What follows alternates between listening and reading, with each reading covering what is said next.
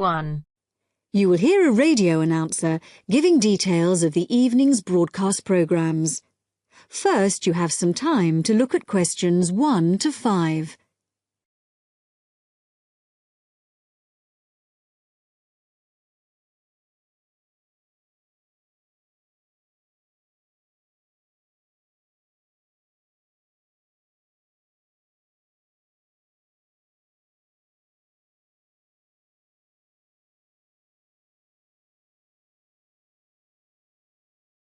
Now listen carefully and answer questions 1 to 5. The time is 6:55 on Thursday, October the 15th. And now here is a brief review of this evening's programmes on Radio 6. Starting in just a few minutes, at 7 o'clock, we have the first programme in our new series, Animal Talk, a documentary with Laura Martins and Jeff Burns. And I'll be telling you some more about that in a minute.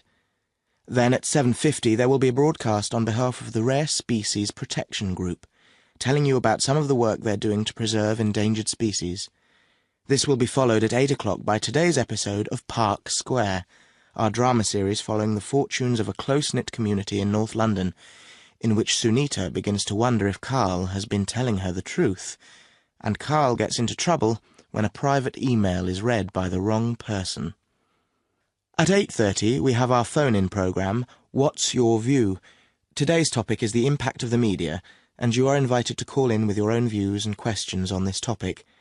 If you have a question for the panel, the number to call is 0207 815 4222. This will be followed at 9 o'clock by News and Weather, and then at the new time of 9:20 we have our Book of the Week, read by Graham Stanish. This week's book is a collection of Rudyard Kipling's Just So stories, which the author wrote for his children at the beginning of the 20th century, and which are now enjoyed by children and adults alike. This evening's story, entitled How the First Letter Was Written, is an imaginary account of the events that led to the invention of writing, involving a young girl called Taffy, and a series of misunderstandings that arise when Taffy sends the first written message in the history of the world. Before you hear the rest of the talk, you have some time to look at questions 6 to 10.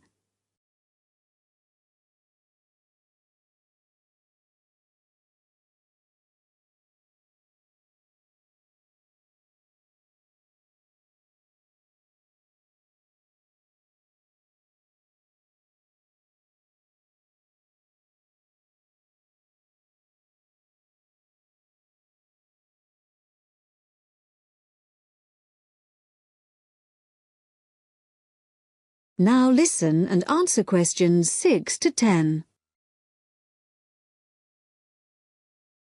And now, some more information about our major new documentary series, Animal Talk, which explores the fascinating area of animal communication. Tonight's programme compares the communication systems used by two of the world's largest creatures, the killer whale and the elephant. Although these might seem like very different creatures, in fact there are a lot of similarities between them. They're both mammals, they both live in groups, and the social bonds they form are extremely strong. For example, when a new elephant is born, the others in the group will all gather round to greet it. They also live for a long time, like humans, and their brains are very large, which means that there may be room for something in there that allows them to process some type of language.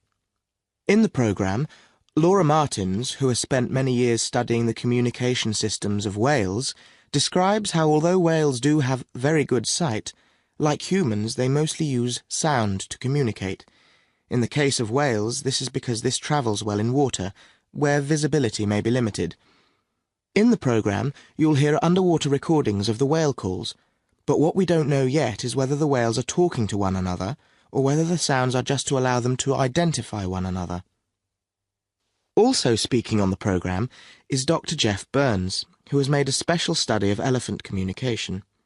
Elephants use all their senses to communicate, but as Dr. Jeff Burns explains, one way we are only just beginning to find out about is what has been referred to as silent singing. Sounds produced by elephants which are too low for humans to hear, but can be heard by other elephants. And did you know that another way in which elephants can hear is with their feet? So, when one elephant stamps on the ground, maybe to warn about danger, the sound travels through the ground, and another elephant up to 30 kilometres away may pick it up. To find out more about exactly how they do this, stay tuned to Radio 6 for Animal Talk. That is the end of part 1.